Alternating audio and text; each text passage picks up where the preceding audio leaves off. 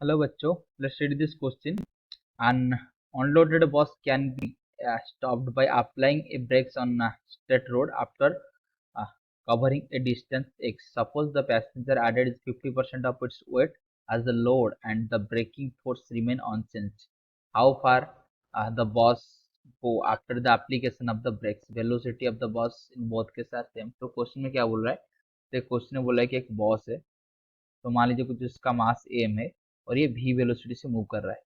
तो वो जो ऑनलोडेड था, मतलब उस कुछ भी लोड नहीं था, बस बॉस है, उसका वेलोसिटी भी और मास उसका एम है। तो वो उसके ऊपर जब ब्रेक अप्लाई किए उसको स्टॉप करने के लिए, तो ये एक्स डिस्टेंस के बाद ये स्टॉप हुआ, तो इधर स्टॉप हो गया, मतलब उसका वेलोसिटी जीरो हो गया।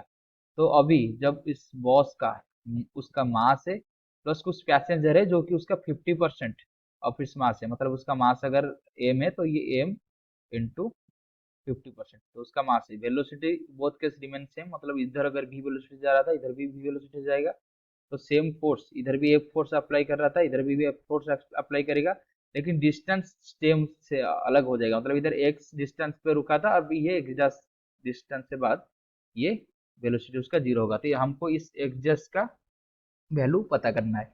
तो उसके लिए जो की कंसेप्ट है,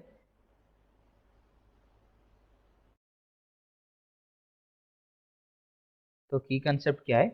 तो की concept kinetic energy and work theorem है। तो वो क्या बोलता है कि change in kinetic energy equal to work done by the force. तो इधर चेंज इन काइनेटिक एनर्जी की बात करें तो क्या है, तो पहले की इनिशियल में काइनेटिक एनर्जी था और फाइनल में जो काइनेटिक एनर्जी है वो हमेशा जीरो है, क्योंकि वेलोसिटी जीरो हो गया तो काइनेटिक एनर्जी भी जीरो हो जाएगा। और अभी वर्क डन इधर कितना है, तो वर्क डन हमको पता है कि जो वर्क डन होता है, वर्क डन का फॉर्मूला क्या होता है, फोर्स इंटू डिस्प्लेसमेंट। तो अभी अगर पहले केस की बात करें,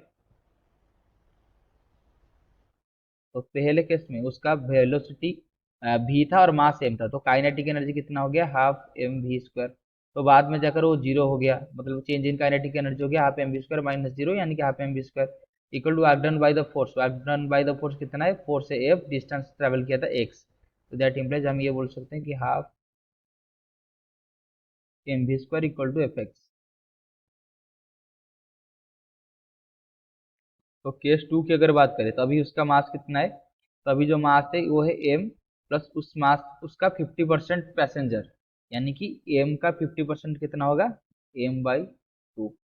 अभी वेलोसिटी भी सेम है, भी इक्वल टू कितना है, फोर्स सेम है लेकिन डिस्टेंस चेंज हो गया, एफ डैश एक्स हो गया। तो इसको अगर सॉल्व करेंगे तो ये कितना आ जाएगा, तो हो जाएगा half T m by two into v equal to f x dash. इसको इक्वेशन वन मान लीजिए, इसको इक्वेशन टू मान लीजिए। तभी हम क्या करेंगे, equation two divided by equation one, इसको करेंगे तो क्या होगा, तो पहले ही आ जाएगा हाफ एम, सॉरी ये एम थोड़ा अलग लिखेंगे, ये कितना था, थ्री एम बाई टू ना, तो three M by two into भी divided by half M we square, sorry इधर वी स्क्वायर हमने छोड़ दिया, तो ये हाफ एम वी स्क्वायर है। तो सिमिलरली इधर रहेगा v square equal to half M we square equal to, इधर था f x just divided by इधर थे एफ इंटू एक्स, तो इधर m m cancel, half half cancel, v square cancel, f f cancel, तो ये क्या रुक जाएगा, तो ये रुक जाएगा three by two equal to x by x dash, sorry इधर उल्टा हो गया, equal to x dash by x, that implies x dash equal to three by two into x, जो कि 1.5x। तो अगर ऑप्शन चेक करेंगे 1.5x, यानी option two is the right answer. I hope you have understood this question. Best of luck.